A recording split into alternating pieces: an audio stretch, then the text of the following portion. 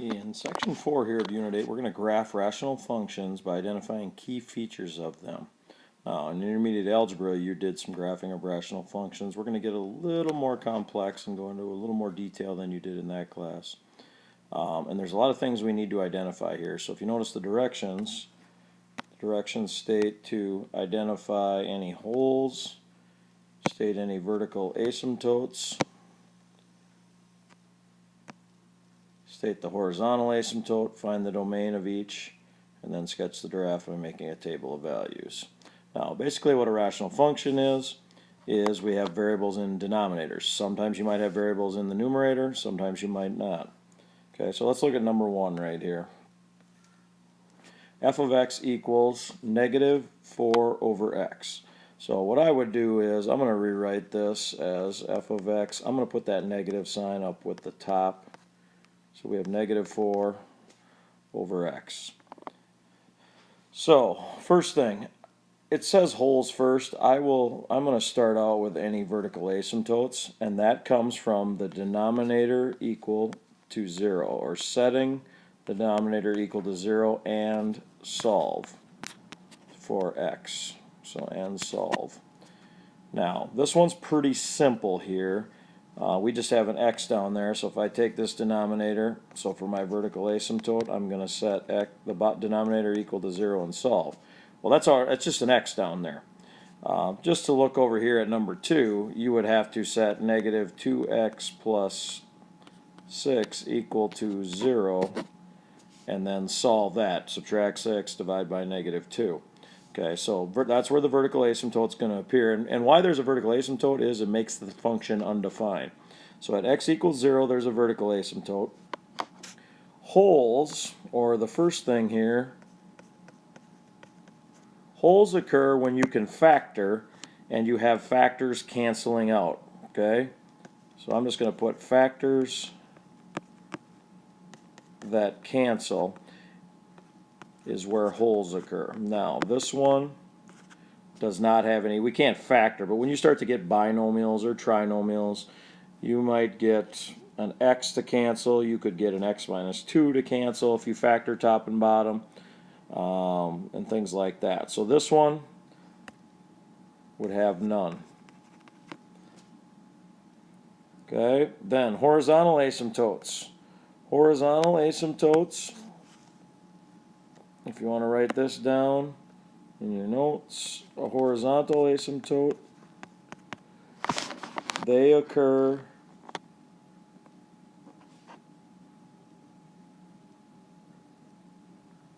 when you divide your x's, okay? Divide coefficients on x's, on top and bottom.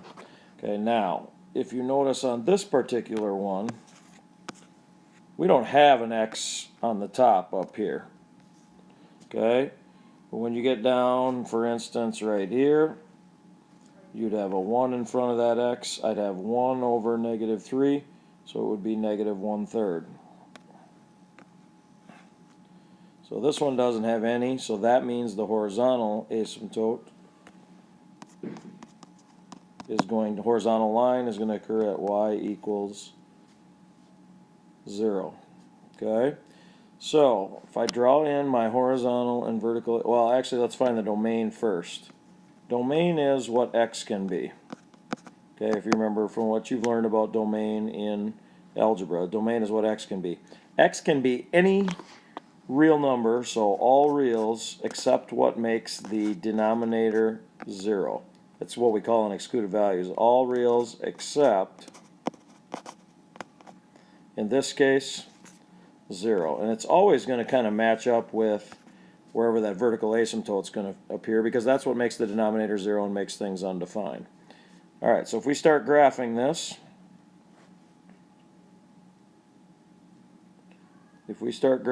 let me zoom in a little bit here on the graph.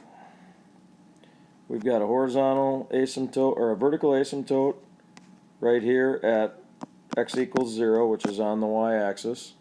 We've got a horizontal one at y equals 0. So this very first one has asymptotes at those two places. Now, you got to make a table. So when we make a table, I like to put in the middle where my vertical asymptote is, which in this case is 0, and I'm just going to put VA over there. Okay, and then I'm going to choose some values on either side, -1, -2, -3. I'm going to choose 1, 2, and 3. So if I put -1 in, right down here, I really have -4 divided by -1, which is 4. If I put -2 in, it's -4 divided by -2, which is 2. If I put -3 in, it's -4 divided by -3, which ends up being 1.33. If I put 1 in, -4 divided by 1 is -4. If I put 2 in, -4 divided by 2 is -2. If I put 3 in, -4 divided by 3 is -1.33. And then you plot these points. So again, let's zoom in on the graph here a little bit. And let's plot them. And I'll do them in blue. So -3, 1.33 is going to be about right there. -2, 2 is going to be about right there. -1, whoops, I'm sorry. I did these off a little bit. -3, 1.33 is going to be there.